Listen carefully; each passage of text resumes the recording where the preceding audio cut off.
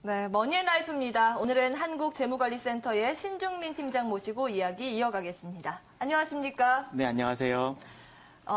일단은 재무관리에 대한 것들 참 많은 분들이 궁금해하고 계신데 특히나 어떤 분들이 이런 것을 해야 된다고 생각하고 계세요? 네, 자산관리 받으세요라고 제가 질문을 드리면요. 어떤 반문이 들어오냐면 관리할 자산이 있어야지 자산관리를 받죠. 일반적으로는 이런 반문들이 들어옵니다. 돈을 좀 모아서 여유가 생긴 다음에 그다음 자산관리를 받겠다고 하시는 분들이 참 많으신데요. 하지만 이런 질문들은 사실 좀 잘못된 질문이라고 할 수 있거든요. 제가 반대로 이렇게 질문을 해볼게요. 건강관리 받으세요라는 질문에 관리할 건강이 없습니다. 건강관리 어떻게 받죠? 라고 하는 거는 좀 앞뒤가 안 맞는 말이죠. 이해가 쉽게 되네요. 네, 건강관리가 필요한 사람은 모두가 다 건강관리가 필요합니다.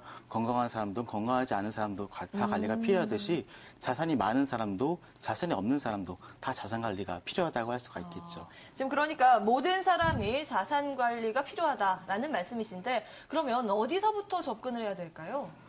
네, 자산관리라는 것은 뭐 통제 그리고 계획이라는 것을 전제로 합니다.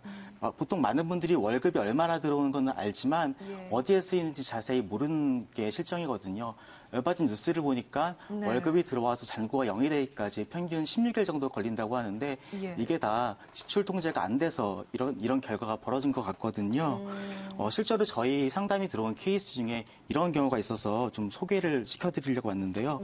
이분께서 의뢰해 주신 내용은 내 여유 자금이 어디에다가 투자되면 좋을까라는 의뢰였는데 사실상 알고 보니까 이분은 지출 관리가 더 필요한 부분이 많았었습니다. 이분께서 대략적으로 저희한테 알려주신 자산으로는 입출금 통장에 한 2천만 원 정도 잔고가 있었고, 임차 보증금으로 1,000만 원 정도 있었고, 주식 잔고가 한 500만 원 정도 있었습니다. 다행히 부채는 없었습니다. 이분께서는 이 현금 승자산 2천만 원을 어디에 투자하고 싶은지 이런 부분이 궁금하셨었는데, 대화를 나눈 결과, 우선 지출 관리부터 해결하고 재테크는 그 다음에 진행하기로 했었습니다. 다음에요? 네. 왜요? 이 부분 같은 경우는 고정적인 급여를 받는 분이 아니었습니다. 컴퓨터 그래픽 관련 프리랜서셨는데 월 급여 형태로 받는 것이 아니라 한 건의 일을 마칠 때마다 그 수당을 받는 그런 체계였습니다. 그리고 다행히 고정적인 거는 150만 원 정도의 고정 수입이 발생하는 일은 항상 있었고요. 그리고 그 외 추가적인 업무를 해서 한 달에 평균 250만 원 정도는 수입이 발생하는 구조였습니다. 근데 이분의 문제점은 제대로 된 지출 계획을 세우기가 좀 힘들다는 점이었습니다. 보통 고정적으로 우리가 지출이 발생하는 부분은 월 단위로 이루어지잖아요. 통신요금도 한 달에 한 번씩 납입하게 되고 보험료도 한 달에 납입하시게 되는데 이분의 경우는 한 건의 일을 끝내서 월세를 내고 또 한 건의 일을 끝내서 뭐 통신비와 보험료를 내고 또 나머지는 또 저축을 하고 이런 식의 구조로 이루어졌습니다. 그래서 이제 소득을 월급화하는 과정이 좀 필요했고요. 그리고 프리랜서의 문제점 또 하나가 직업의 불안정성이라고 할 수 있습니다. 또 급여생활자의 경우는 예기치 못하게 실직을 하는 경우에는 고용보험을 통해서 일정 부분의 소득을 창출할 수 있는 제도적인 마련이 있는데 프리랜서 같은 경우는 일이 끊기게 되면은 수입이 끊겨버리는 문제가 있기 때문에 이런 부분 역시 고려를 또 하였습니다.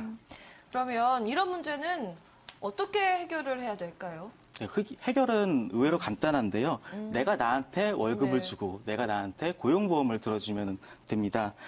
먼저 월 평균 급여를 좀 산정했습니다. 이분 같은 경우는 적게 벌 때는 200만 원, 또 많이 벌 때는 종종 400만 원 정도의 수입이 발생하는 걸로 파악이 됐는데 월 생활비를 고려한 결과 한 250만 원 정도 월 급여로 책정을 하게 되었다고 제가 판단을 했고요. 그래서 매달 월급 통장으로 정한 계좌에 250만 원이 입금될 수 있고 그 안에서 한 달 생활을 하는 그런 시스템을 하나 마련을 했고요. 그리고 직업의 불안정성을 해결하기 위해서는 얼마든지 현금화할 수 있는 예비자금의 성격으로 급여의 한 3배 정도 되는 750만 원가량을 예비통장으로 만들고 그다음에 또 역시 3개월치에 750만 원을 또 투자보다는 정기 예금 형태로 언제든 현금화할 수 있는 방법으로 마련을 했습니다.